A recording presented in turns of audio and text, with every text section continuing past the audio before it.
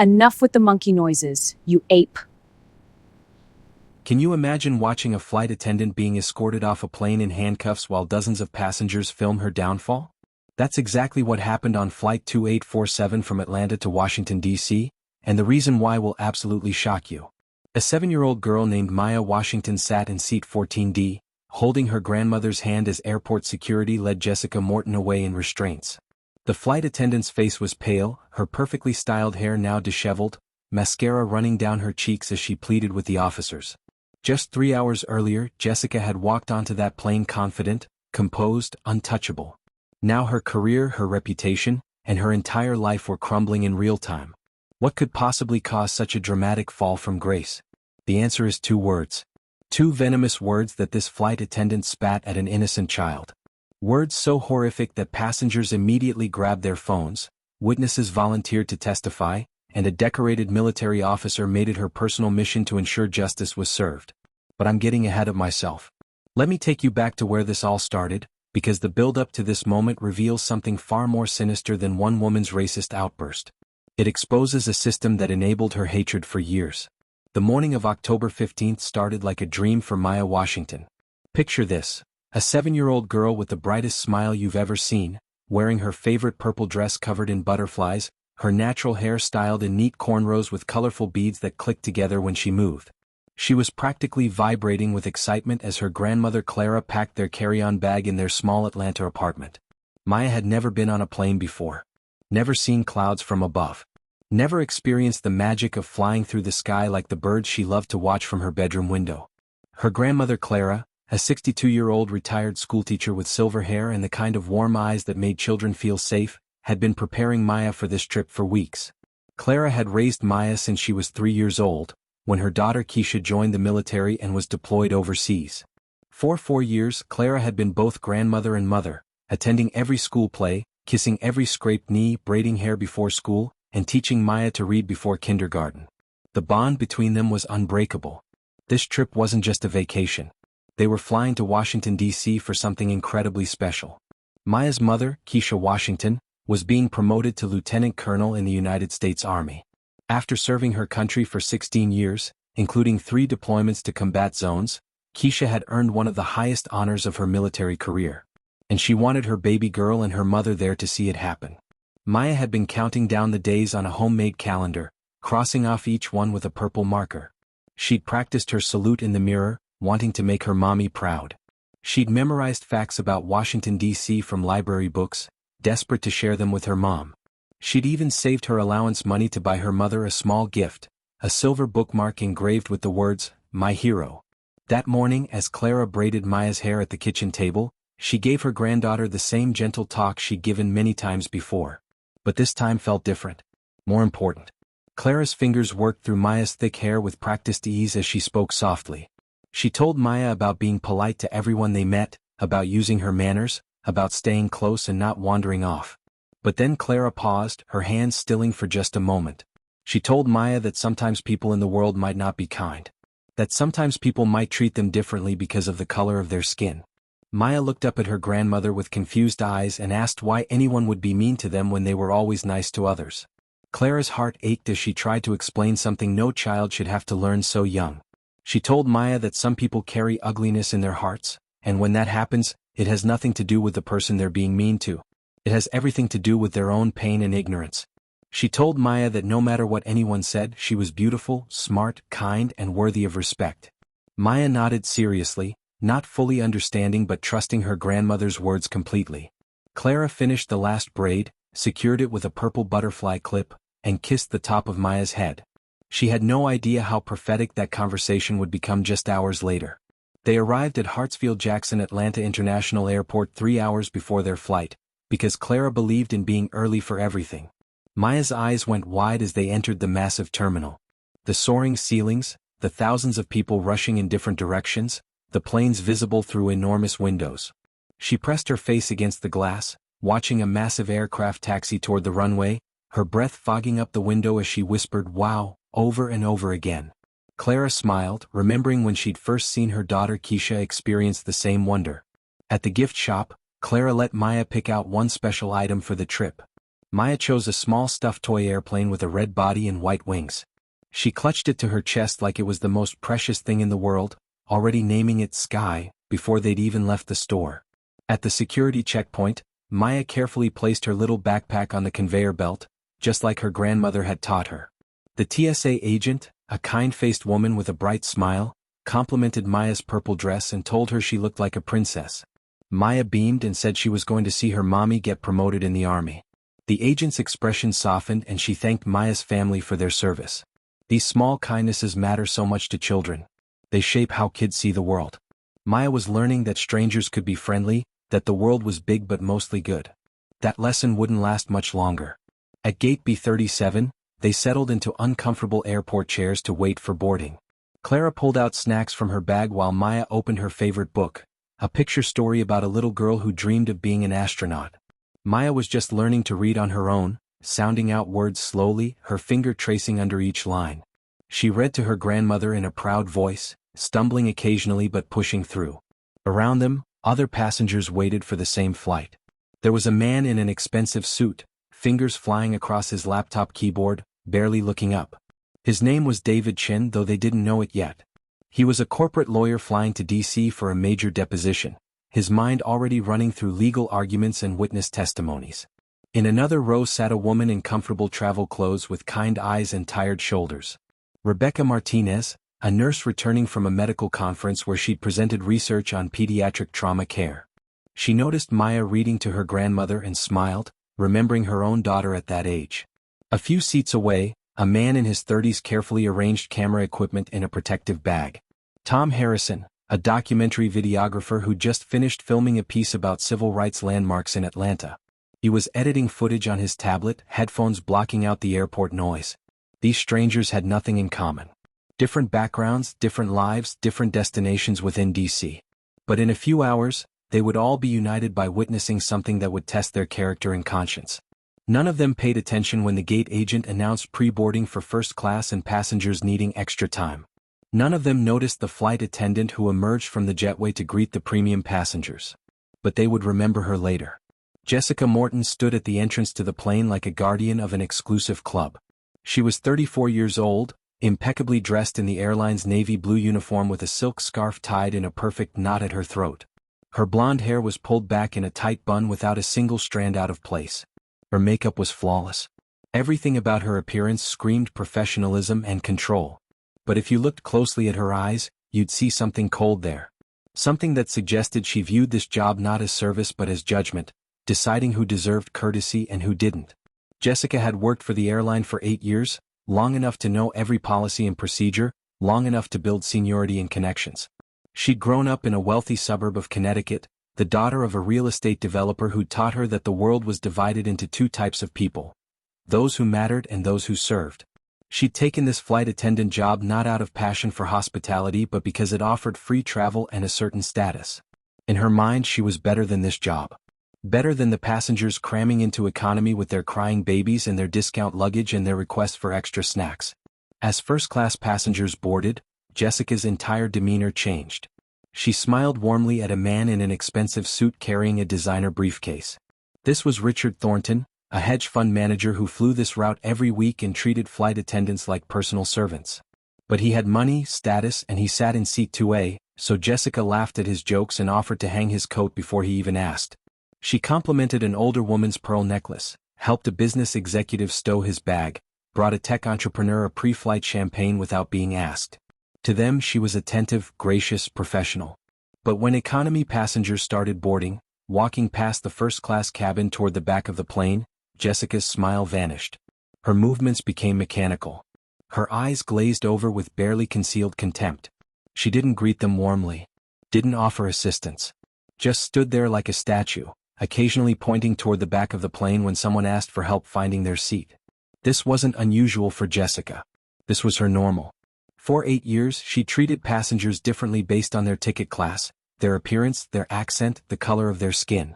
And for 8 years the airline had received complaints about her behavior. 14 complaints to be exact. Some passengers said she was dismissive and rude.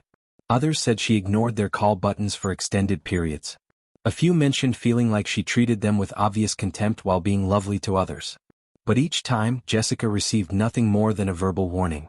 Management chalked it up to personality conflicts or passengers being too sensitive. They saw her long tenure and her connections to senior staff and they looked the other way. After all, she never did anything overtly fireable. She was just cold. Just unfriendly. Just made certain passengers feel unwelcome in subtle ways that were hard to prove. Until today. Today the mask would slip completely. When boarding was announced for their zone, Clara gathered their belongings and took Maya's hand. They walked down the jetway together, Maya still clutching her toy airplane, practically skipping with excitement. As they stepped onto the plane, Maya looked up at Jessica with that innocent, open expression children have before the world teaches them to be guarded. She smiled her brightest smile and said, "Hello," in her cheerful 7-year-old voice. Jessica glanced down at Maya for a fraction of a second. Her eyes swept over the little girl's purple dress, her beaded braids, her brown skin, her gap-toothed smile. And without returning the greeting, without even the smallest acknowledgement of this child's humanity, Jessica looked away and pointed toward the back of the plane. Not a word. Not a smile. Nothing. Maya's smile faltered just slightly, but she recovered quickly. Children are resilient that way. They assume adults must be busy or distracted, not intentionally cruel. Clara noticed though. She noticed everything. Her hand tightened slightly around Maya's as they made their way down the narrow aisle, searching for row 14. Their seats were 14C and 14D, window and middle seat on the right side of the plane. Clara helped Maya climb into the window seat, then settled beside her, stowing their bag under the seat in front of them. Maya immediately pressed her face to the window, looking out at the ground crew loading luggage, her toy airplane held up so Sky could see the other planes too. Around them, other passengers settled in. David Chin took his aisle seat 3 rows up, already back on his laptop. Rebecca Martinez sat across the aisle from Clara and Maya, pulling out a medical journal to read during the flight. Tom Harrison carefully positioned his camera bag under his seat in front of him, protective of his expensive equipment. The plane filled with the usual sounds of boarding.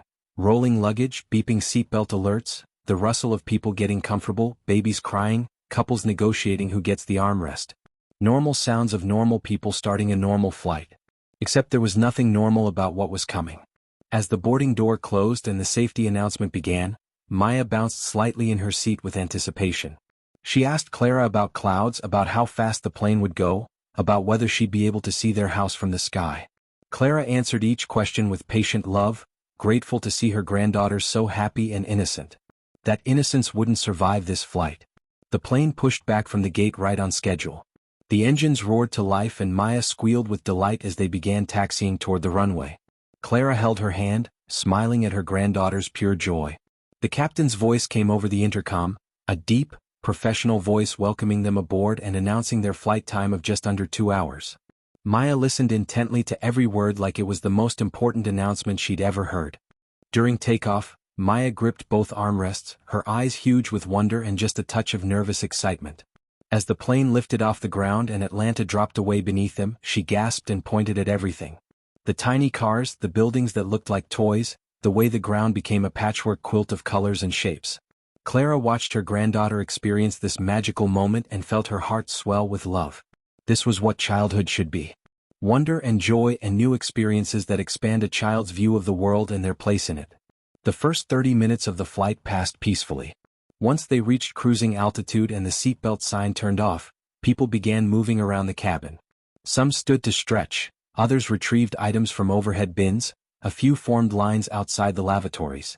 Maya was completely absorbed in watching the clouds outside her window, narrating to her toy airplane about what she saw.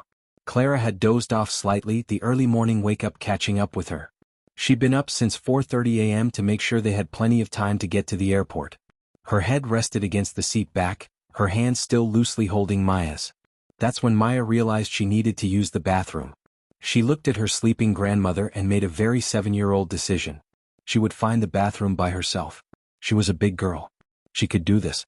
She carefully unbuckled her seatbelt, trying not to wake Clara, and slipped out of her seat into the aisle.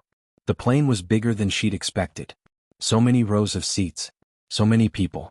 She looked toward the back of the plane where she'd seen people going earlier, but there was a line of 4 or 5 people waiting. Maya was a well-behaved child who always listened to adults, and she'd heard her teacher say that if one line is long, sometimes you can find a shorter one somewhere else.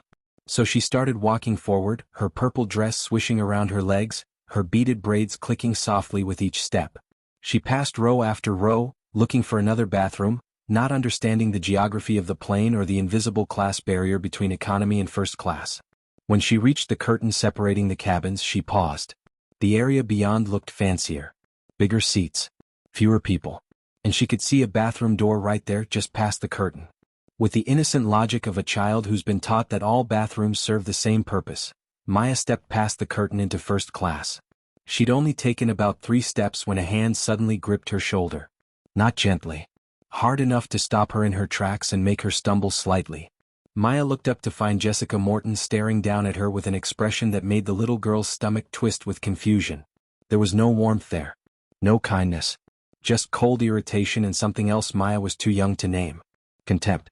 Jessica's voice was harsh and sharp. "Where do you think you're going?" Maya blinked up at her, startled by the tone. She'd been taught to respect adults, so she answered politely.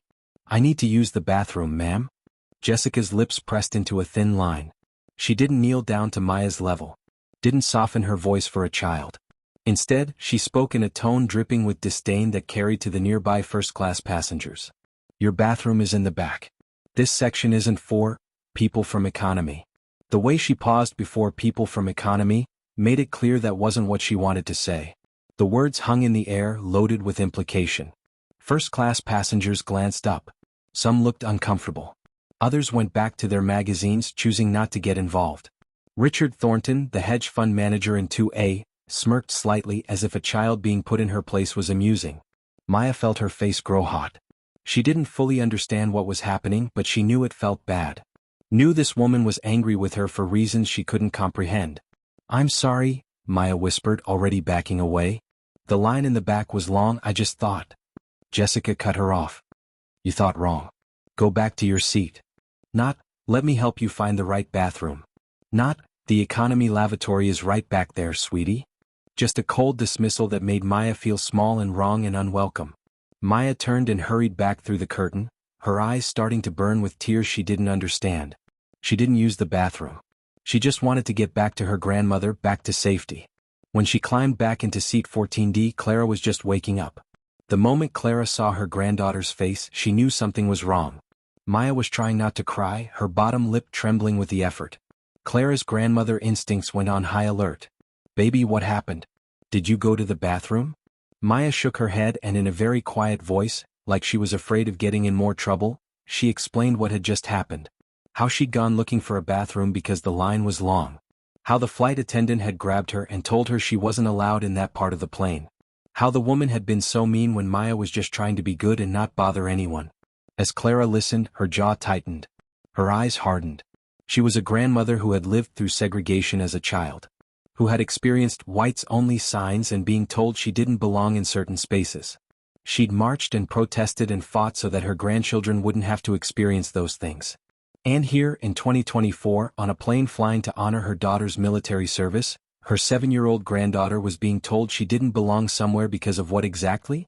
Because she was in economy class? Or because of the color of her skin? Clara suspected it was both. But Clara was a wise woman who'd learned hard lessons about picking battles and choosing moments. She was also deeply aware that as a black woman, any complaint she made would be viewed through a lens of stereotypes. If she got angry, she'd be called aggressive. If she made a scene, she'd be the problem. She knew the rules of engagement in spaces where she wasn't fully welcome. So she took a slow breath, kissed Maya's forehead, and spoke in a calm but firm voice. "Baby girl, you did nothing wrong. That woman was being unkind, and that's her problem, not yours." Some people forget that we're all human beings deserving of respect, no matter where we sit on a plane. Maya nodded but didn't look convinced. The damage was done. The seed of doubt planted. Maybe she had done something wrong. Maybe she wasn't supposed to be in that part of the plane. Maybe she was the problem. Clara saw this doubt in her granddaughter's eyes and it broke her heart. She squeezed Maya's hand and said, "Come on, let's walk to the back bathroom together." They made their way down the aisle, Clara's protective hand on Maya's shoulder. In the bathroom, Clara helped Maya wash her hands and looked her granddaughter directly in the eyes. "Maya Washington, you are smart, kind, beautiful, and you belong anywhere you want to be in this world. Don't let anyone ever make you feel less than. You hear me?" Maya nodded, wanting to believe it. They returned to their seats and tried to settle back into the excitement of the flight. But something had shifted. Maya was quieter now, less enthusiastic. She still looked out the window but without the same wonder. Clara noticed and her anger simmered just below the surface, controlled but present. About 20 minutes later, the beverage service began.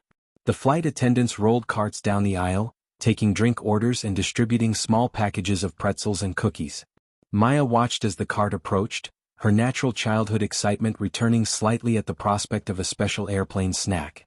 But when the cart reached their row, it wasn't being pushed by one of the other flight attendants Maya had seen during boarding. It was Jessica Morton. Clara's expression became carefully neutral. She would watch this woman closely. Jessica worked her way through first class with smiles and attentiveness. She laughed at jokes, offered extra snacks, made recommendations about beverages. But the moment she crossed into economy, everything about her changed. Her smile disappeared. Her movements became mechanical and rushed. She didn't make eye contact. Didn't engage in friendly small talk. Just moved down the aisle like she was performing an unpleasant chore she wanted to finish as quickly as possible. When she reached row 14, she didn't even look at Clara or Maya. Just stood there waiting, radiating impatience. Clara spoke politely. "My granddaughter would like apple juice please, and I'll have water." Jessica sighed. Actually sighed like this request was a tremendous burden. "We're out of apple juice." Maya's face fell. She'd been looking forward to apple juice. But before Clara could respond, the passenger in the row behind them spoke up. A middle-aged man who'd been paying attention. "Excuse me, but you just gave the gentleman in 5A apple juice. I watched you pour it." The air went tense. Jessica's face flushed slightly, caught in an obvious lie. She didn't apologize. Didn't explain. Just doubled down. First class gets priority selection of beverages. That's airline policy. The man behind them opened his mouth to argue, but Clara placed a gentle hand on his seat back, silently thanking him but indicating she'd handle this. She'd learned that arguments with people like Jessica rarely ended well. Instead, Clara kept her voice even and polite. "That's fine. Could my granddaughter have whatever juice is available?" Jessica's jaw clenched. She clearly didn't like being challenged even politely. "Orange or cranberry?"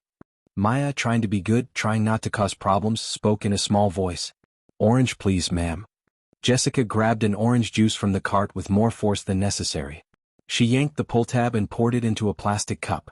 But instead of handing it to Maya carefully like a responsible adult serving a child, she placed it on Maya's tray table carelessly. Some of the juice sloshed over the side, spreading across the tray in a small orange puddle. Maya pulled her hand back quickly to avoid getting wet. Jessica didn't apologize. Didn't grab napkins to clean it up. Didn't acknowledge the mess at all. She just poured Clara's water with the same careless attitude and moved on to the next row without a word. Clara handed Maya napkins from her purse and helped her wipe up the spill. Rebecca Martinez, the nurse sitting across the aisle, had been watching this entire interaction. She caught Clara's eye and shook her head slightly, a gesture of shared frustration and solidarity between two women who recognized discrimination when they saw it. Tom Harrison, sitting a few rows up, had also noticed. His documentary filmmaker instincts were kicking in. He'd spent years documenting social justice issues, and he recognized the signs of someone being systematically mistreated. He made a mental note to pay attention to that flight attendant's behavior for the rest of the flight. David Chin, still focused on his laptop, had missed the entire interaction. He would regret that later. As Jessica continued down the aisle, her differential treatment became even more obvious to those paying attention. She was pleasant with some passengers and coldly efficient with others. The pattern was unmistakable once you saw it. Young families with children got minimal service. Elderly passengers were treated with impatience. Passengers of color received less attention and courtesy. Meanwhile, well-dressed white passengers, especially those who looked affluent, got her full attention and warmest smiles. This wasn't just bad customer service. This was prejudice in action, hiding behind the veneer of professional conduct. And it had been happening for 8 years because no one had held her accountable. Until today. Maya tried to enjoy her orange juice, but the excitement of the flight had completely evaporated. She felt wrong somehow. Like she'd done something to make that woman dislike her, even though she couldn't figure out what. Clara saw her granddaughter's confusion and pulled her close, whispering reassurances. But how do you explain to a 7-year-old that some people will treat them poorly for no reason other than hatred? How do you preserve a child's innocence while also preparing them for a world that won't always be kind? These were impossible questions that Black parents and grandparents had been grappling with for generations. The flight continued. An hour had passed since takeoff. They were halfway to Washington, D.C., halfway to the ceremony that was supposed to be a celebration of achievement and pride. But the atmosphere in economy class was tense now. Other passengers had noticed the flight attendant's behavior. Quiet conversations were happening. People were starting to pay attention. And Jessica Morton, completely unaware that her actions were being noticed and judged, continued treating passengers with the same prejudice she'd shown for years. She had no idea that her world was about to come crashing down. No idea that in the next hour she would say something so horrific that it would change multiple lives forever. No idea that the little girl in the purple dress was about to become the catalyst for her complete destruction. The seatbelt sign dinged on and the captain's voice came over the intercom, calm but firm. "Flight attendants, please return to your seats. We're entering an area of moderate turbulence." The plane began to shake. Not dangerously but enough to be frightening for a child experiencing it for the first time. The aircraft bounced and dipped, making that stomach-dropping sensation that even experienced flyers dislike. Maya's eyes went wide with fear.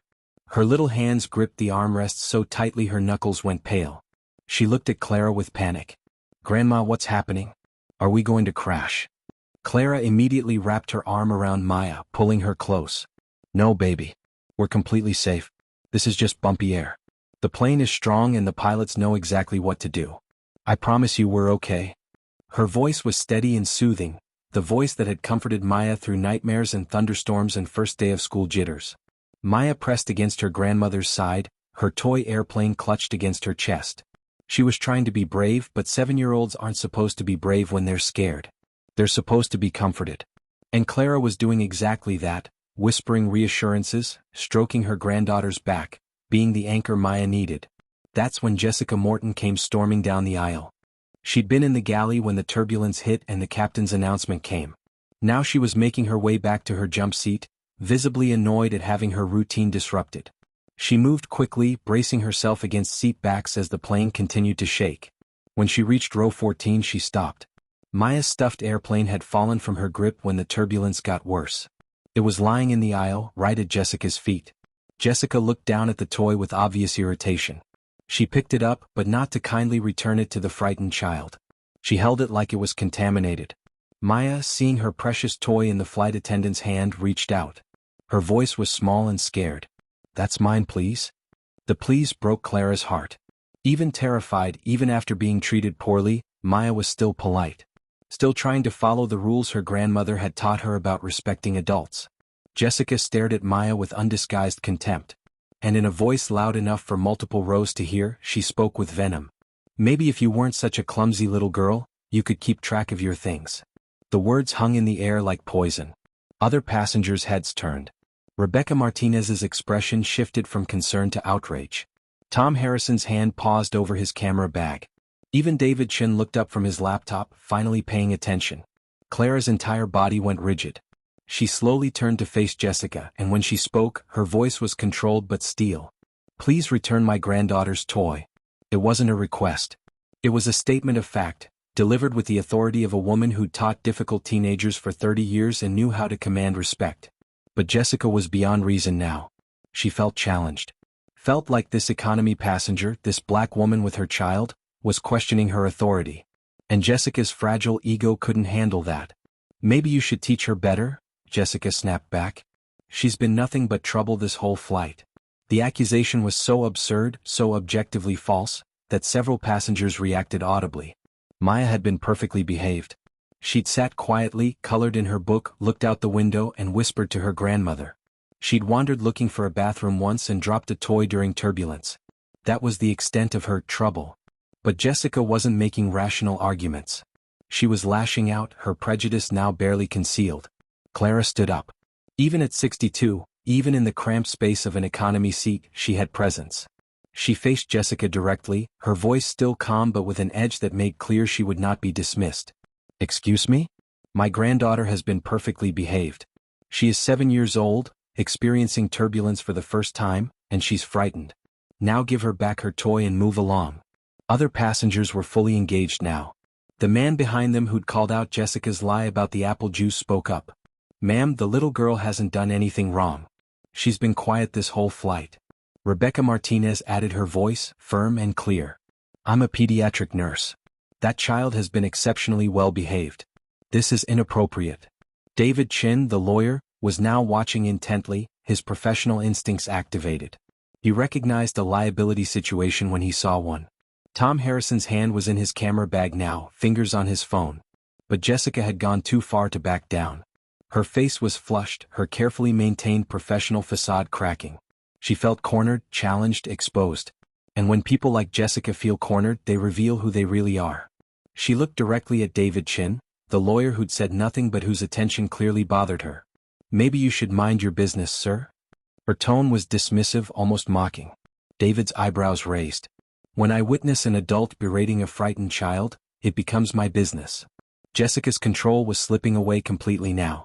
She could feel the other passenger's judgment. Could sense that something had shifted and she was no longer in control of the situation. 8 years of getting away with subtle discrimination had made her careless. Had made her believe she was untouchable.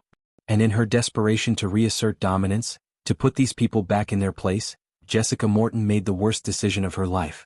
She turned back to Maya, this small child who was still pressed against her grandmother's side, tears now streaming down her face from fear and confusion. And Jessica spoke words that would destroy her entire existence. Here's your toy, you ugly little Blackie. Time stopped. The cabin went absolutely silent except for the engine noise and the continued turbulence. Every single person within earshot froze. Did she really just say that? Did a flight attendant, a professional representative of a major airline, really just use a racial slur against a 7-year-old child? Maya's face crumpled. She didn't fully understand the weight of the word, but she understood the hate behind it. Understood that this woman had just called her ugly. Had used her skin color as an insult. Had reduced her to something less than human. Clara's expression transformed from controlled anger to something far more dangerous. The kind of fury that's ice-cold and absolutely focused. Her voice, when she spoke, shook with barely contained rage. What did you just say to my grandchild? Jessica's face went pale as the weight of her words hit her. She'd finally crossed the line she'd been dancing around for 8 years. She'd said out loud what she'd been thinking and feeling all along, and there was no taking it back. I didn't mean. She stammered, but Clara cut her off. Say it again. Say exactly what you just called my 7-year-old granddaughter. The command in Clara's voice left no room for evasion. Jessica's eyes darted around the cabin, looking for allies, for escape, for anything that would get her out of this moment. But everywhere she looked, she saw judgment. Passengers were pulling out their phones. Others were standing up to see what was happening. The cabin had transformed from a collection of strangers into a unified force of witnesses. David Chin was already on his feet. Ma'am, I'm an attorney. I heard exactly what you said. That was a racial slur directed at a minor. Rebecca Martinez stood as well. I'm documenting this. That child deserves protection from this abuse. Tom Harrison had his phone out, recording. He'd caught the last part on video, including Jessica holding the toy and Maya's devastated face. Jessica tried to salvage the situation. Everyone needs to calm down. You're misunderstanding. I misspoke. The turbulence, the stress. But her excuses fell flat. There was no ambiguity in what she'd said. No room for interpretation. She'd called a 7-year-old child an ugly racial slur, and everyone had heard it. Clara pulled Maya close, shielding her from Jessica's presence. Baby, look at me. You are beautiful. You are perfect. She is wrong. Maya buried her face in her grandmother's chest, sobbing now. The fear from the turbulence, the confusion from the earlier treatment, and now this vicious attack had overwhelmed her completely. She didn't understand why this woman hated her. Didn't understand what she'd done wrong. All she knew was that a grown-up had called her ugly and used her skin color as an insult, and it hurt in a way she'd never experienced before. Jessica tried to walk away, to retreat to the safety of the galley, but Clara's voice stopped her. Where is the head flight attendant? Your supervisor? Jessica's back stiffened. I am the senior attendant on this flight. Clara's eyes narrowed. Then I want to speak to the captain. Jessica's desperation turned to defiance. In her mind, she still had power here. She was the authority figure. These were just passengers. I can't disturb the cockpit for a misunderstanding, she said, trying to reassert control. But the cabin erupted. Multiple passengers shouted that it wasn't a misunderstanding. That they'd all heard exactly what she said. That she needed to get the captain immediately. The man who'd spoken up about the apple juice earlier stood in the aisle, blocking Jessica's path. "You're not going anywhere until the captain addresses this. What you did is criminal." Jessica looked around wildly. She was trapped.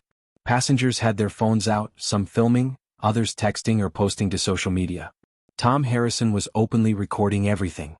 Rebecca was typing notes into her phone, documenting times and exact quotes. David was on his phone too, but he was calling someone. His law firm. He wanted legal representation ready the moment this plane landed. Richard Thornton, the hedge fund manager from First Class, had emerged from behind the curtain to see what the commotion was about. "What's going on back here?" he demanded, annoyed that his quiet flight was being disturbed. Multiple passengers started talking at once, explaining what happened. Richard's expression shifted as he heard the story. He looked at Jessica, then at Maya's tear-streaked face, then back at Jessica. "Is this true? Did you call that child a racial slur?" Jessica grasped at him like a lifeline. "Mr. Thornton, these passengers are being disruptive. They're twisting my words." But Richard held up his hand, cutting her off. He was many things, but he wasn't stupid. He could see the phones recording. Could see the unified anger of dozens of witnesses. Could calculate the liability and public relations nightmare this represented. "I heard what they said you did. If it's true, it's indefensible." Jessica's last potential ally had just abandoned her. She stood in the aisle, surrounded by hostile witnesses, her career imploding in real time. And then the cockpit door opened. Captain Michael Stevens emerged, his expression serious. He was a man in his 50s, tall and commanding in his uniform, with the kind of presence that immediately quieted the cabin. He was also African American, a fact that Jessica only now seemed to register. Her face went from pale to ashen. The captain's voice was calm but authoritative. "I heard raised voices. What's the situation?" The cabin erupted again, everyone trying to explain at once. Captain Stevens raised his hand for silence, and the cabin obeyed immediately. He had that kind of authority. "Ma'am," he said, looking directly at Clara, "please tell me what happened." Clara took a breath, composing herself. When she spoke, her voice was steady and clear. She recounted the entire flight. The bathroom incident. The beverage service. The spilled juice. The pattern of dismissive and contemptuous treatment. And finally the slur. She didn't embellish. Didn't need to. The facts were damning enough. Captain Stevens listened without interrupting, his jaw tightening with each detail. When Clara finished, he knelt down to Maya's level. "Sweetheart, I know you're scared and upset. Can you tell me what the flight attendant said to you?" Maya looked at her grandmother, who nodded encouragement. In a voice barely above a whisper, Maya repeated the words. "She called me an ugly Blackie." The captain's eyes closed for a moment, and when he opened them, there was steel there. He stood and faced Jessica. "Ms. Morton, did you use that language with this passenger?" Jessica knew she was finished. The captain's tone left no room for deflection. But she tried anyway, one last desperate attempt to save herself. "Captain Stevens, I swear I didn't mean it like that. I was stressed. The turbulence, the difficult passengers, I lost my temper for a second. It won't happen again." The captain's expression didn't change. "So you did say it." Jessica's shoulders slumped. "Yes, but..." "There is no but," Captain Stevens said, his voice cold. "You used a racial slur against a child. A 7-year-old child." Jessica's eyes filled with tears now, but they weren't tears of remorse. They were tears of self-pity, of a woman realizing her comfortable life was about to be destroyed. "Captain, please. I've worked for this airline for 8 years. I have bills. I'll lose everything. I made one mistake." The captain's expression hardened further. "One mistake? Based on what I've heard, you've been making mistakes all flight. All flight, you've treated certain passengers with contempt while being lovely to others. That's not a mistake. That's a pattern. That's who you are." Captain Stevens turned to the passengers. "Did anyone record the incident?" Tom Harrison stepped forward. "I have the last part on video. The slur and the child's reaction." The captain nodded. "I'll need a copy of that. Please send it to the email I'll provide." Tom nodded, already uploading the video to his cloud storage. The captain continued, "I need witness statements from anyone who heard what was said or observed discriminatory behavior during this flight." Hands went up across the economy cabin. David Chin volunteered immediately. Rebecca Martinez did the same. The man who'd called out the apple juice lie. A woman who'd been sitting 3 rows behind Clara and Maya. An elderly couple who'd been ignored during beverage service. Even some first-class passengers came forward. An older white woman spoke up. "Captain, I'm in seat 3C. She was lovely to me, but I watched how she treated others. I thought it was just rudeness at first, but now I see it was targeted. She was consistently dismissive to families, to people of color, to anyone who didn't meet her standards of who deserved good service." The picture was becoming devastatingly clear. This wasn't an isolated incident. This was years of discrimination finally being exposed. Captain Stevens addressed Jessica one final time. "Ms. Morton, you are suspended from duty effective immediately. You will return to the rear jump seat and remain there for the rest of this flight. You will not interact with any passengers. When we land, you will be escorted off this aircraft by airport security and airline management. Do you understand?" Jessica's tears were flowing freely now. "You can't do this. I have rights. The union." "You do have rights," the captain agreed. "So does this child. And right now, her rights to dignity and safety supersede your employment concerns. Rear jump seat. Now." Jessica had no choice. With everyone watching, she walked to the back of the plane and took the jump seat, strapping herself in. Other flight attendants who'd been watching from the galley looked at her with a mixture of shock and disgust. They'd have to cover her duties for the rest of the flight, but more than that, they were appalled by what she'd done. They'd all undergone the same training. All knew the policies. And Jessica had violated every principle of their profession. Captain Stevens turned back to Clara and Maya. "Ma'am, I cannot apologize enough for what you and your granddaughter experienced on this flight. This is unacceptable, and I promise you it will be addressed with the full weight of airline policy and federal regulation." Clara nodded, her arms still around Maya. "I appreciate that, Captain. But this isn't about compensation or upgrades. This is about ensuring no other child ever experiences what my granddaughter just went through." The captain's expression softened slightly. "I understand completely. I have a daughter about Maya's age. If anyone spoke to her that way..." He didn't finish the sentence, but everyone understood. "I'll be filing a full report the moment we land. This will likely result in termination and potential criminal charges for assault and creating a disturbance on an aircraft." Clara pulled out her phone. "I need to call my daughter. She'll want to know what happened." The captain nodded. "Of course. If you need privacy, you can use the forward galley." Clara considered, then shook her head. "No, thank you. I'll make the call from my seat. I want my granddaughter close." She dialed, and after 2 rings, a voice answered. "Mom? Is everything okay?" Clara's composure finally cracked slightly. "Keisha, baby, we're fine, but something happened on the flight." She recounted the story, her voice shaking with suppressed emotion. On the other end of the line, Lieutenant Colonel Keisha Washington listened in growing fury. When Clara finished, there was a moment of silence. Then Keisha spoke, and her voice had the command tone she used with subordinate officers. "Put the captain on the phone." Clara handed her phone to Captain Stevens. "My daughter would like to speak with you." The captain took the phone. "This is Captain Stevens." What followed was a brief but intense conversation. Keisha identified herself and her rank. She informed the captain that she was alerting her base commander, the airline's military liaison, and her legal team. She made it clear that this incident would not be quietly swept away, that her daughter deserved justice and that the airline would be held accountable not just for Jessica's actions but for the system that had enabled her for 8 years. When the captain handed the phone back to Clara, his expression was even more grave. "Your daughter is formidable." Clara allowed herself a small, proud smile. "She is. She had to be." The flight attendant situation had been handled, but the plane still had an hour left before landing. The captain made an announcement to the entire aircraft. "Ladies and gentlemen, this is your captain.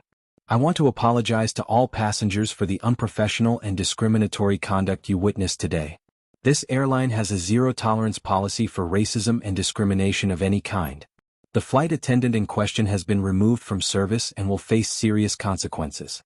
I also want to thank those passengers who spoke up and refused to let injustice go unaddressed. That takes courage." Applause broke out across the cabin. Not for the captain but for themselves. For choosing to be on the right side. For proving that good people will stand up when it matters.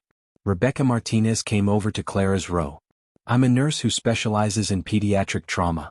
Your granddaughter just experienced something deeply harmful. When you get to DC, I'd recommend finding a child psychologist who can help her process this. I have colleagues I can refer you to." Clara took Rebecca's card gratefully. "Thank you. I was already thinking the same thing." David Chin approached next. I practice employment discrimination law. What happened here goes beyond one flight attendant. There's clear evidence of institutional negligence. 14 prior complaints and she was still employed? That's liability. If you want representation, call me. Pro bono. Clara took his card too. I appreciate that. We'll be in touch. Tom Harrison showed Clara the video he'd captured. I'm a documentary filmmaker. Your story is already going viral. I uploaded a short clip and it's been shared thousands of times in the past 30 minutes. Major news outlets are reaching out. Would you be willing to make a statement when we land? Clara looked at Maya, who was exhausted from crying, her head resting against her grandmother's shoulder. Will it help other families? Tom nodded. I believe it will. Stories like this need to be told. Silence is what allows discrimination to continue. Clara considered, then agreed. We'll make a statement. But on our terms, in our time. As the flight continued toward D.C., something remarkable happened. Passengers who'd been strangers at the start of the journey became a community. People checked on Clara and Maya. Offered snacks, books, coloring supplies. A woman gave Maya a small teddy bear from her carry-on. A man offered his tablet loaded with children's movies. These small acts of kindness mattered. They showed Maya that while some people carried hate in their hearts, many more carried compassion. That the Jessica Mortons of the world were outnumbered by the good people who refused to stay silent. Before I continue, I need you to do something. If this story is resonating with you, if you believe that accountability matters and that protecting children from racism is important, hit that subscribe button right now. These stories need to be shared. Silence is what allows discrimination to continue. By subscribing, you're saying that you stand for justice and that you refuse to look away when innocent people are harmed. Now let me ask you something, and I really want you to think about this and share your answer in the comments. Have you ever witnessed discrimination happening to someone else in public? Maybe on a plane, in a store, at a restaurant. And if you did witness it, did you speak up or did you stay silent? There's no judgment here. I'm genuinely curious because what happened on this flight came down to that exact question. When good people witness injustice, what do? These passengers chose to speak up, and that choice changed everything. The plane began its descent into Washington, D.C. The captain made another announcement. We'll be landing shortly. Please remain seated after we reach the gate. Airport security and airline management will be boarding to address today's incident. When the wheels touched down and the plane taxied to the gate, there was none of the usual rush to stand and grab overhead luggage. Passengers stayed seated, waiting. The plane came to a stop. The seatbelt sign turned off. And within minutes, the forward door opened. 2 airport security officers boarded, followed by a man in an expensive suit carrying a leather briefcase. He introduced himself as Marcus Reed, the airline station manager for Washington, D.C. His expression was grave. Mrs. Washington? I'm looking for Mrs. Clara Washington and her granddaughter Maya. Clara raised her hand. Marcus made his way down the aisle to her row. Mrs. Washington, I cannot begin to express how horrified I am by what happened on this flight. I've already been briefed by Captain Stevens. On behalf of this airline, I offer my deepest, most sincere apologies. Clara's expression remained neutral. Apologies are nice, Mr. Reed, but actions matter more. Marcus nodded. You're absolutely right. Ms. Morton is being removed from service permanently, effective immediately, pending a full investigation. But I believe we both know the investigation will only confirm what dozens of witnesses have already stated. The security officers moved to the back of the plane. Jessica, who'd spent the last hour in the jump seat staring at the floor, looked up as they approached. Ms. Morton, you need to come with us. Jessica stood on shaky legs. As she was escorted down the aisle toward the exit, every passenger watched her in silence. Some filmed. Others just stared. Jessica kept her eyes down, unable to meet anyone's gaze. When she passed row 14, Maya looked up at her. The little girl's eyes were red from crying, but there was something else there now. Not hate. Not even anger. Just confusion about why a grown-up would be so mean. Jessica couldn't hold that innocent gaze. She looked away and continued walking, the officers on either side of her. As she stepped off the plane, camera flashes went off. The story had already spread. Media was waiting. Her mugshot would be in newspapers by morning. Her name would trend on social media. Her life as she knew it was over. And it was all because she'd allowed hatred to consume her for so long that she'd forgotten how to see the humanity in others. Captain Stevens personally escorted Clara and Maya off the plane. They were taken to a private lounge while other passengers deplaned, many stopping to offer words of support to Clara. You did the right thing standing up. That little girl is lucky to have you. Thank you for not staying silent. In the private lounge, Marcus provided them with refreshments and reiterated the airline's commitment to making this right. But Clara was thinking bigger than this one flight. Mr. Reed, I want to know how many complaints were filed against Jessica Morton in her 8 years with this airline. Marcus shifted uncomfortably. I don't have those files with me, but I can get them. Clara's eyes narrowed. Get them. Because if this airline knew she was a problem and did nothing, that's institutional negligence. And my daughter is a lieutenant colonel in the U.S. Army with lawyers, connections, and a mother's fury. This won't be quietly settled. Marcus paled. Mrs. Washington, I assure you will cooperate fully with any investigation. Before Clara could respond, the lounge door opened and a woman in full Army dress uniform strode in. Lieutenant Colonel Keisha Washington had arrived. Mommy? Maya's exhaustion vanished as she ran to her mother.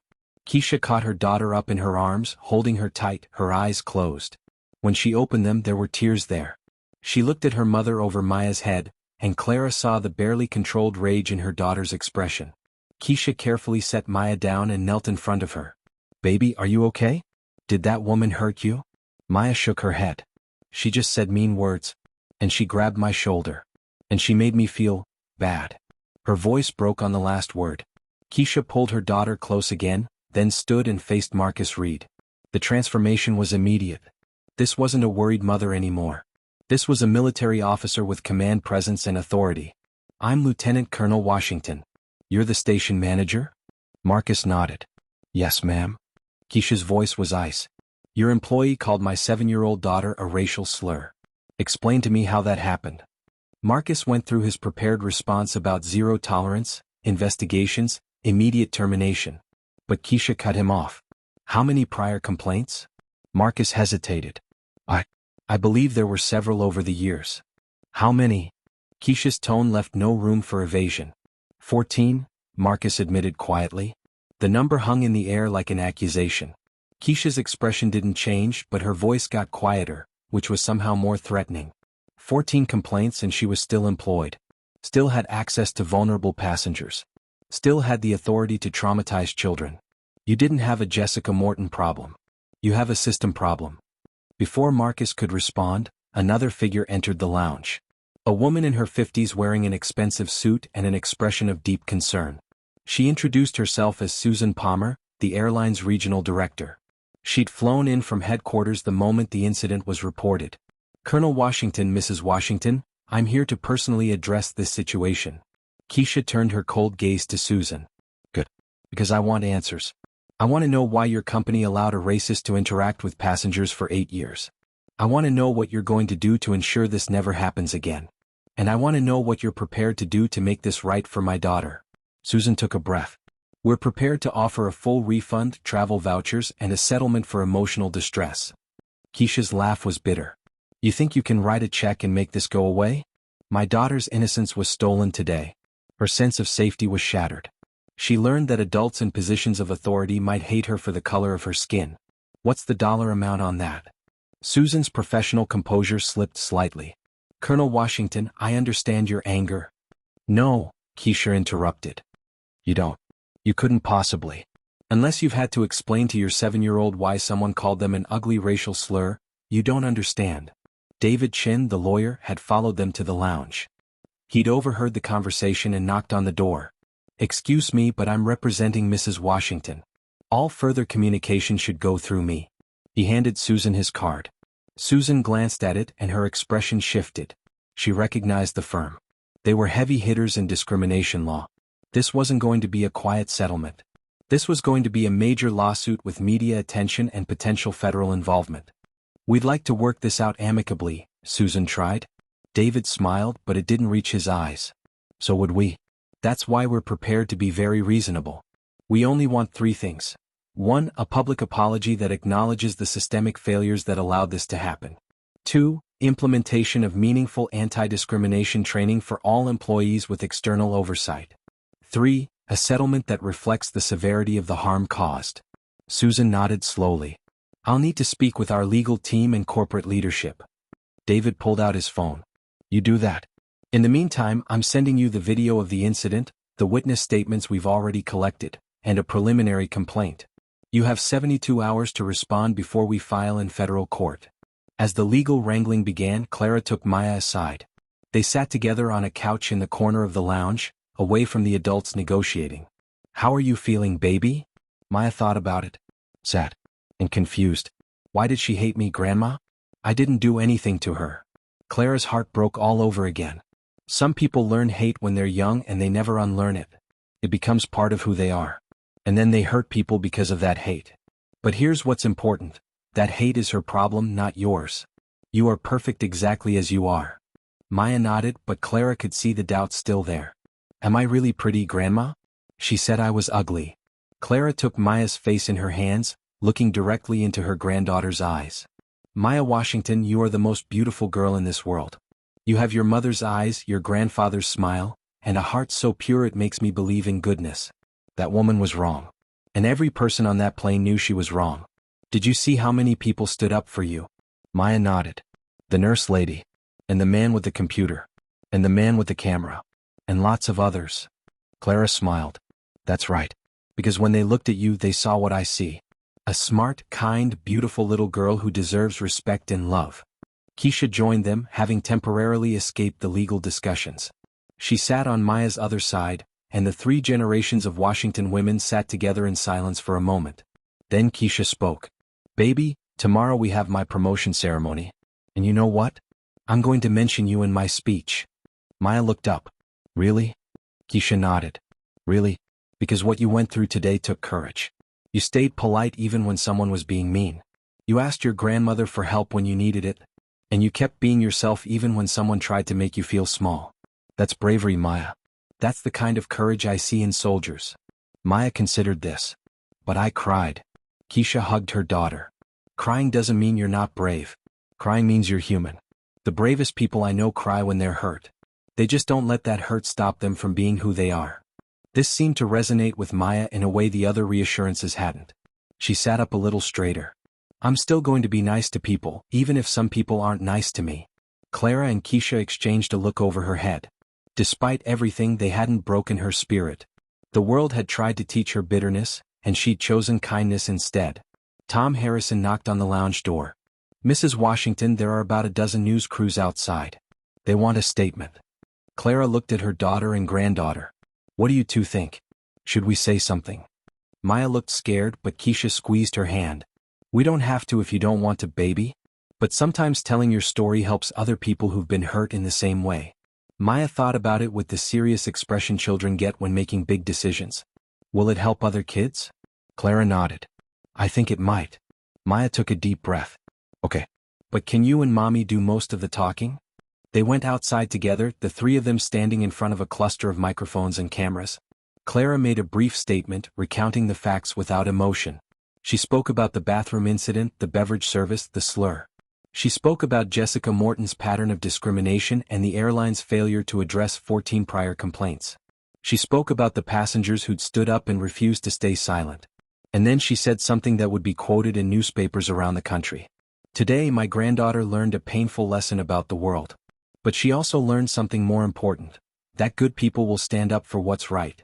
To the strangers on that flight who spoke up, thank you. You restored my faith in humanity. Tom filmed the whole thing for his documentary. He also captured the moment when a reporter asked Maya directly, how do you feel after what that flight attendant said to you? Maya looked up at the reporter, and in her small but clear voice she said, she called me ugly. But my grandma says I'm beautiful.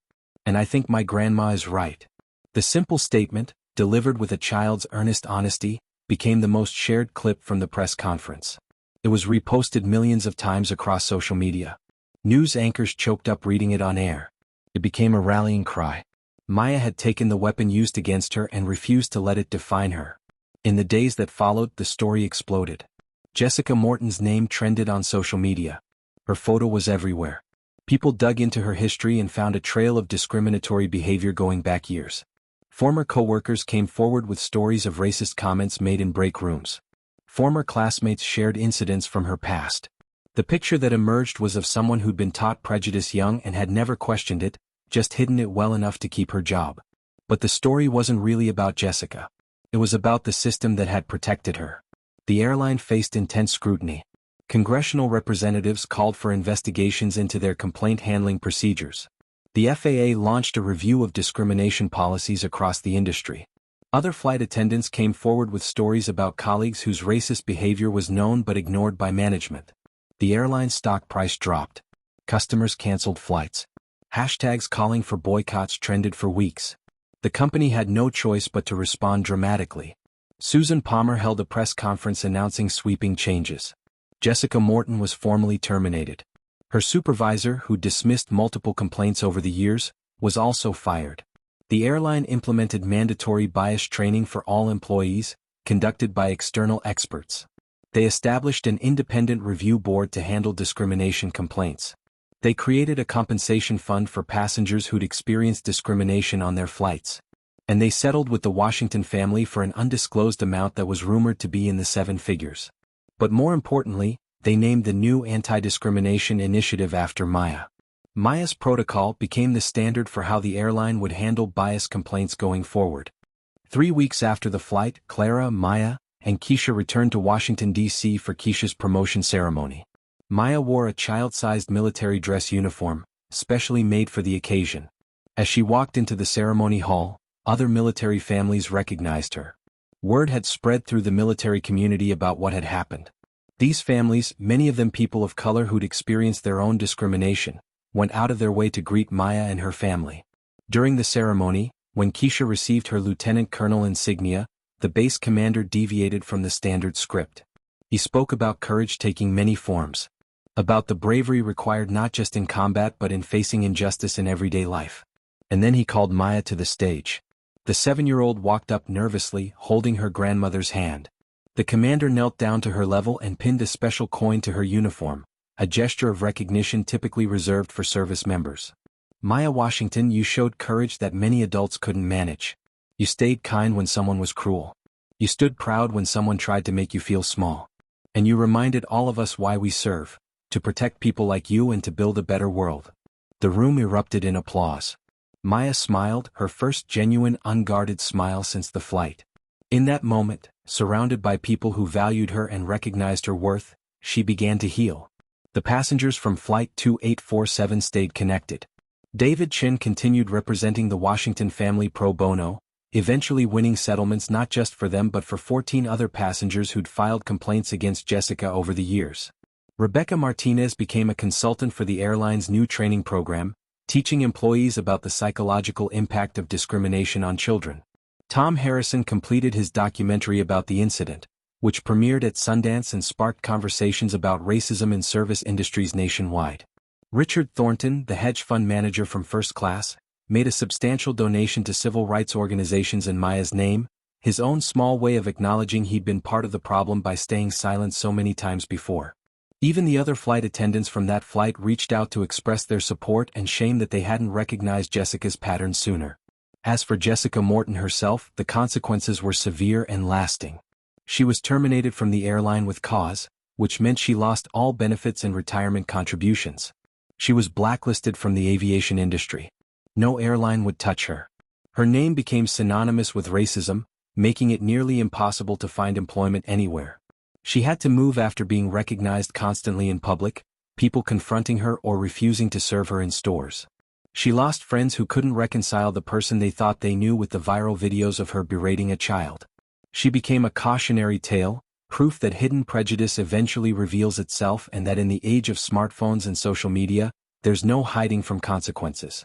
Some people felt the punishment was too harsh, that she deserved a second chance. That one mistake shouldn't ruin a life. But those arguments fell flat for most people. This wasn't one mistake. It was 8 years of discriminatory behavior finally caught on camera. It was 14 complaints that were ignored. It was a system of prejudice that hurt vulnerable people until someone finally held it accountable. And it was a 7-year-old girl who deserved protection and received cruelty instead. Maya's therapy sessions helped her process the trauma.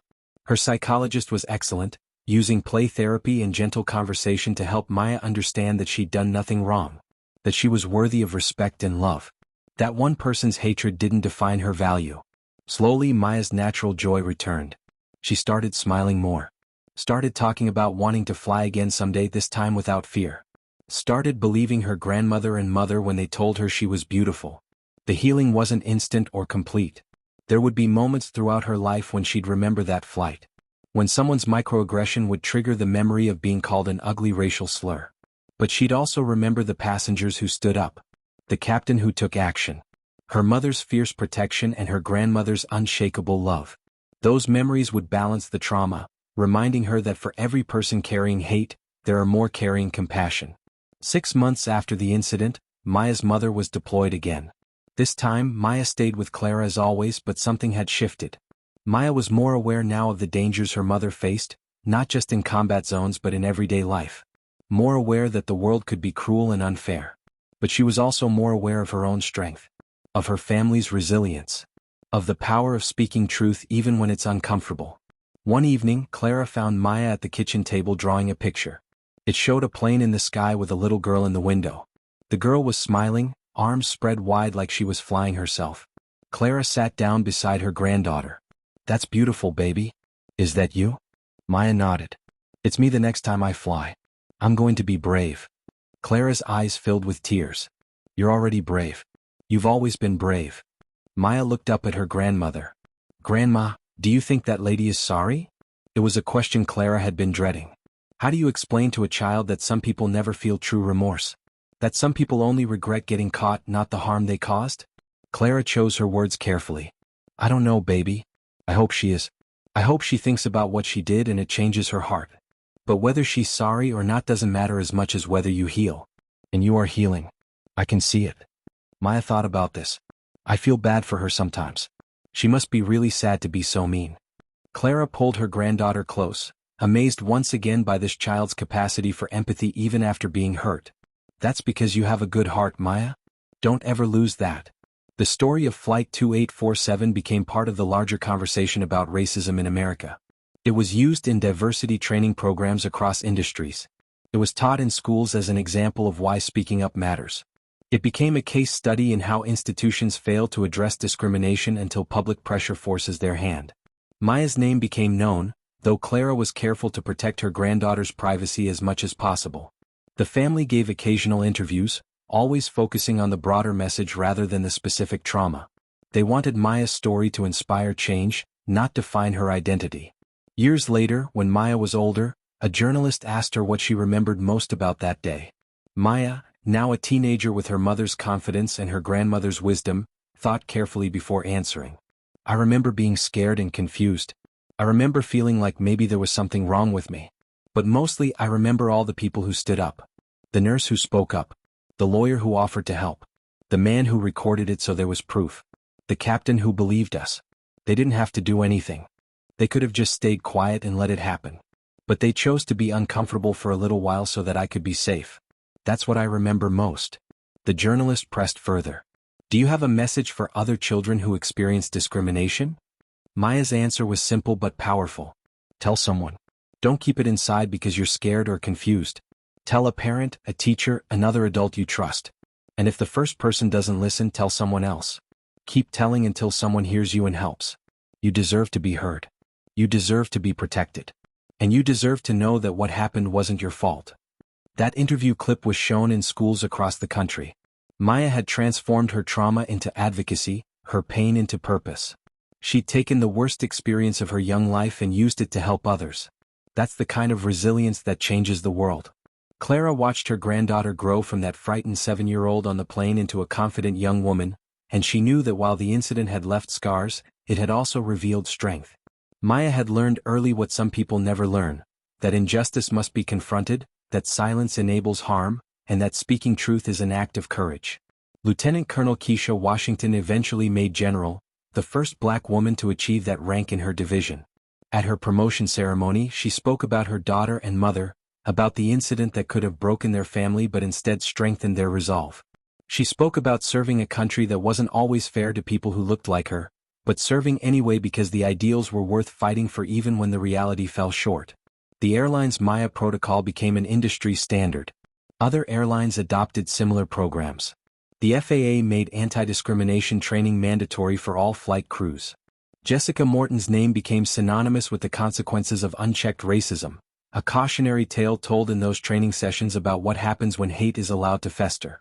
Some people still defended Jessica, arguing that cancel culture had gone too far, that she'd lost too much for one mistake.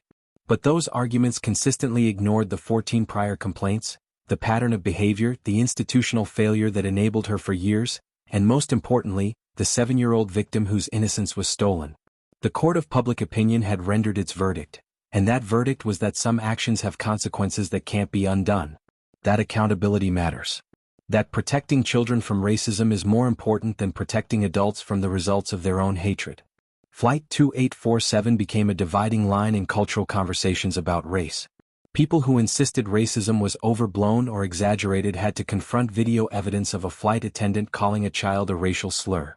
People who believed discrimination complaints were usually misunderstandings had to explain away 14 prior complaints and dozens of witnesses.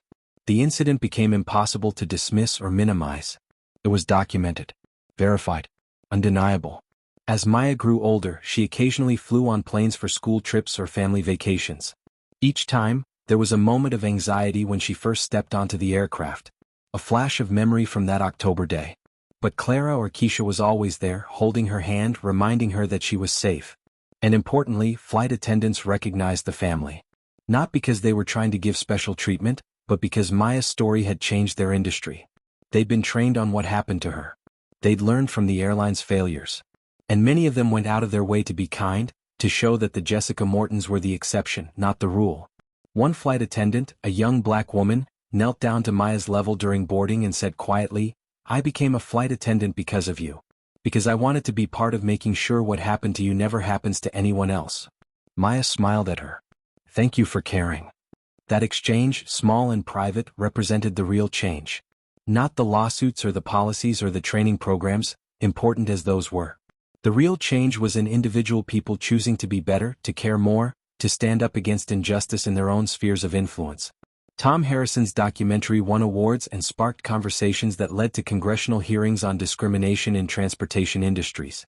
David Chin used the publicity from the case to build a practice focused on civil rights law, representing dozens of families who'd experienced similar discrimination.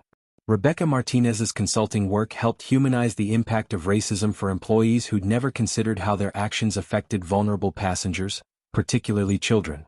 The ripple effects from that single flight continued expanding outward, touching lives and changing systems in ways large and small. Richard Thornton, the hedge fund manager, became an unlikely ally in the fight against discrimination. He used his wealth and connections to fund civil rights organizations and push for corporate accountability. When people questioned his motives or called it performative, he was honest.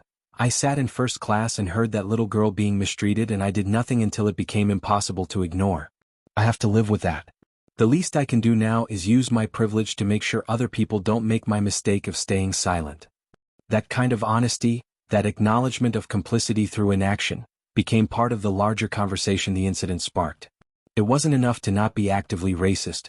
You had to be actively anti-racist. You had to speak up when you witnessed injustice. Silence was complicity. The base commander who'd recognized Maya at her mother's promotion ceremony started an initiative to educate military families about their rights when traveling. Too many service members and their families had experienced discrimination but didn't know how to report it or seek justice. Maya's case became the template for how to document incidents, gather witnesses, and pursue accountability. Even Jessica Morton years later became a strange kind of advocate. After losing everything and being forced to confront the harm she'd caused, she eventually gave a series of interviews where she discussed how she'd been raised with racist beliefs, how those beliefs had been reinforced by her social circles, and how she'd never questioned them until public shame forced her to. She didn't ask for forgiveness or sympathy. She simply stated that if her story could serve as a warning to others about how hidden prejudice eventually destroys lives, then perhaps some good could come from her downfall. Some people believed her newfound awareness was genuine.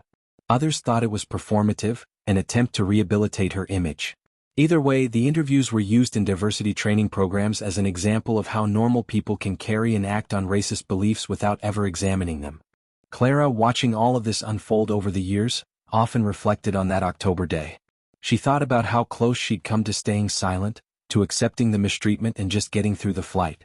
She thought about how Maya's life might have been different if no one had spoken up, if the trauma had been private and unvalidated. But people had spoken up. Strangers had refused to look away. And that had made all the difference.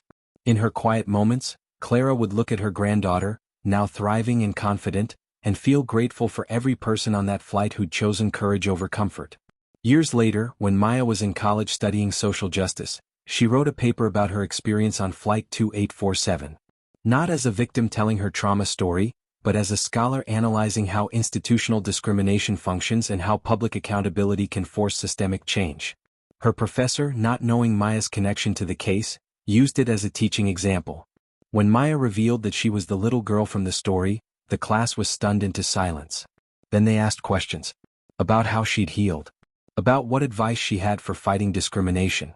About whether she thought real change had happened or just performative gestures. Maya answered thoughtfully, acknowledging both the progress and the work still needed. The airline changed its policies, which matters. But policies are only as good as the people implementing them. What really changed was that thousands of people saw what happened to me and decided they wouldn't stay silent if they witnessed something similar. That cultural shift, that movement from silence to action, that's the real victory. The class discussion that followed was passionate and honest. Students of color shared their own experiences with discrimination. White students grappled with their discomfort and their own complicity in systems of oppression. It was messy and uncomfortable and exactly the kind of conversation that needed to happen. Maya watched it unfold and realized that her childhood trauma had become her life's work. She would spend her career fighting the kind of injustice she'd experienced, not in spite of what happened to her but because of it. Clara lived to see her granddaughter graduate with honors, to see Keisha promoted to general, to see systemic changes in the airline industry that made flying safer for everyone. She lived to see Maya use her voice powerfully and fearlessly, never letting anyone diminish her worth. And when Clara finally passed away at age 82, surrounded by family who loved her, one of her last coherent statements was this: "I'm proud we didn't stay silent." Maya spoke at her grandmother's funeral, telling the story of Flight 2847 one more time, not as trauma but as testament. Testament to a grandmother's love. To a community's courage. To the power of accountability. To the possibility of change. "My grandmother taught me that silence enables evil," Maya said to the packed church. "But she also taught me that love is louder than hate. That dignity can't be stolen, only temporarily challenged.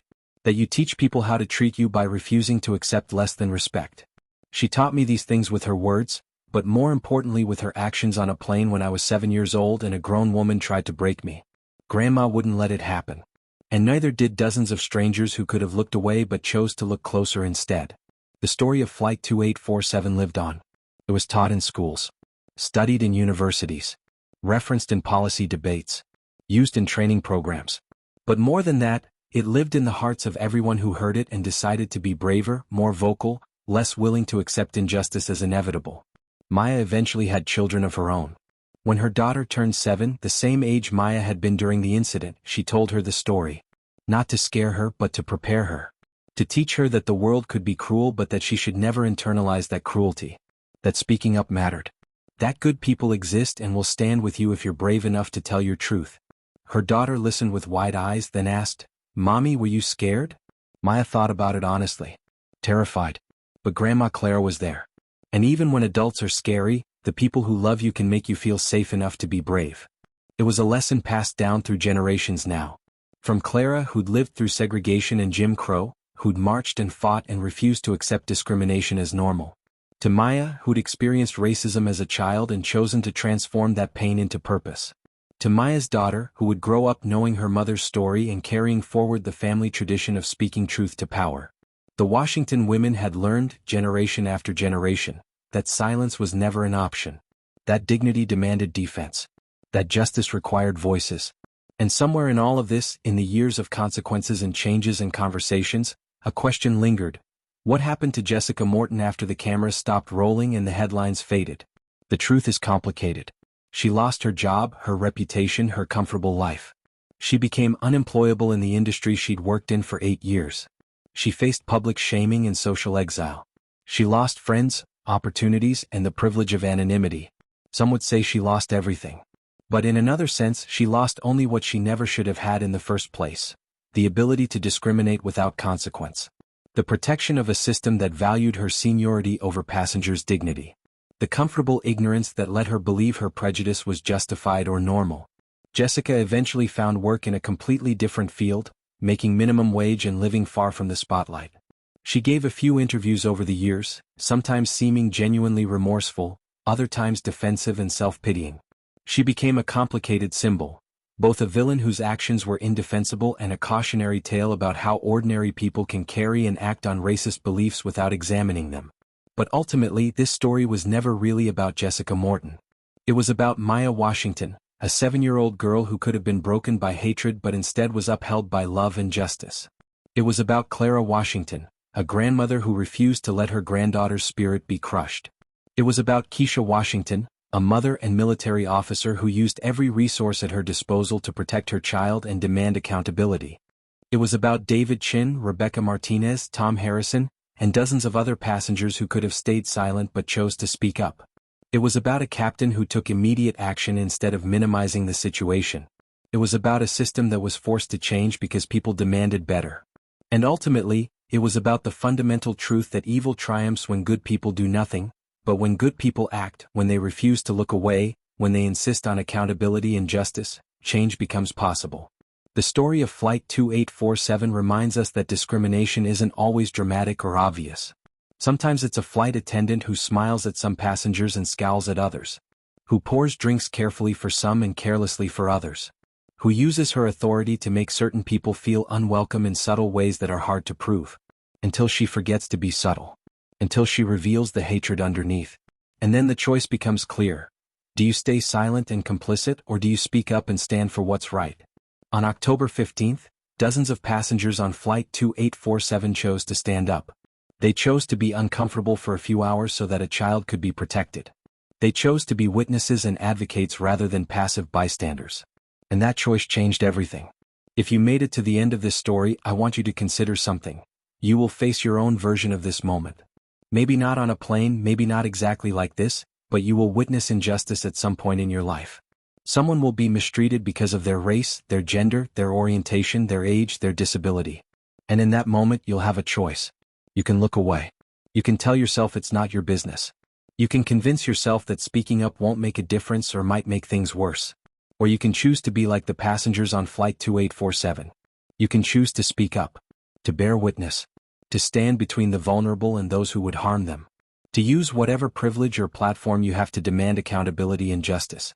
Maya Washington is thriving today because strangers chose courage over comfort, because people refused to stay silent in the face of obvious wrong, because a community formed in real time around a child who needed protection. That can happen again. That can happen through you. The next time you witness discrimination, remember Maya. Remember Clara. Remember that your voice matters, your actions matter, and that justice requires participation. Don't stay silent. Don't look away. Be the person who speaks up. Be the person who stands between hatred and its target. Be the person who refuses to let injustice go unchallenged. Because in the end, that's how we change the world. Not through grand gestures or perfect activism, but through ordinary people making the extraordinary choice to give a damn about each other. To see injustice and refuse to accept it as normal. To use their voice, their presence, their humanity to say, "This is wrong and I won't be silent about it." That's the legacy of Flight 2847. Not just one racist flight attendant facing consequences, but a reminder that when we stand together, when we refuse to accept discrimination as inevitable, when we insist that every child deserves dignity and respect, we can create change. Maya's story isn't over. She's still writing it, still fighting for justice, still using her voice to protect others the way strangers once protected her. And her story is connected to yours. Because the fight against racism isn't someone else's responsibility. It's all of ours. Every single time we stay silent, we enable it. Every single time we speak up, we challenge it. The choice is yours. What will you do when you see your Maya? When you witness someone being degraded, dehumanized, discriminated against? Will you pull out your phone? Will you raise your voice? Will you stand as a witness? Or will you look away and tell yourself it's not your problem? The passengers on Flight 2847 made their choice. Now it's time for you to make yours. Subscribe to this channel if you believe in accountability, in justice, in using our voices to protect the vulnerable. Share this story if you want to remind people why speaking up matters. Comment below and tell me, have you ever witnessed discrimination? Did you speak up? Would you speak up now? These are the conversations we need to be having. These are the questions we need to be asking ourselves. Because Maya shouldn't have had to experience what she did. But since she did, the least we can do is learn from it. The least we can do is commit to being better. The least we can do is refuse to stay silent when we witness injustice. That's how we honor Maya's courage. That's how we validate Clara's refusal to accept discrimination. That's how we support Keisha's fight for her daughter. That's how we thank the passengers who spoke up. We commit to doing the same. Every single time. Without exception. Without hesitation. Because that's what justice requires. That's what human dignity demands. That's what love looks like in action. And if we can't protect a 7-year-old girl from racist hatred, what are we even doing? If we can't speak up when a child is being verbally assaulted, when does our silence end? The answer is simple: it ends now. It ends with you. It ends with the commitment to be the kind of person who refuses to look away, who insists on accountability, who stands on the side of justice even when it's uncomfortable. Be that person. Be the David Chin who offers legal help. Be the Rebecca Martinez who documents harm and offers healing. Be the Tom Harrison who records truth and shares it widely. Be the Captain Stevens who takes immediate action. Be the Clara Washington who refuses to let her granddaughter's spirit be broken. Be the passenger who speaks up, who bears witness, who stands in solidarity with those being harmed. Because that's how change happens. Not through perfect people or grand gestures, but through ordinary humans making the extraordinary choice to care about each other. To see each other. To protect each other. That's the lesson of Flight 2847. That's Maya Washington's gift to all of us. Now it's up to us to honor it by living it. Every single day. In every single interaction. Until discrimination is not tolerated anywhere, by anyone, under any circumstances. Until every child, regardless of the color of their skin, can board a plane without fear. Until we've built the world that Maya deserves. The world we all deserve. A world where hatred has consequences and kindness has champions. Where silence is replaced by solidarity and where every single person is treated with the dignity they inherently possess. That world is possible. Flight 2847 proved it. Now let's build it. Together.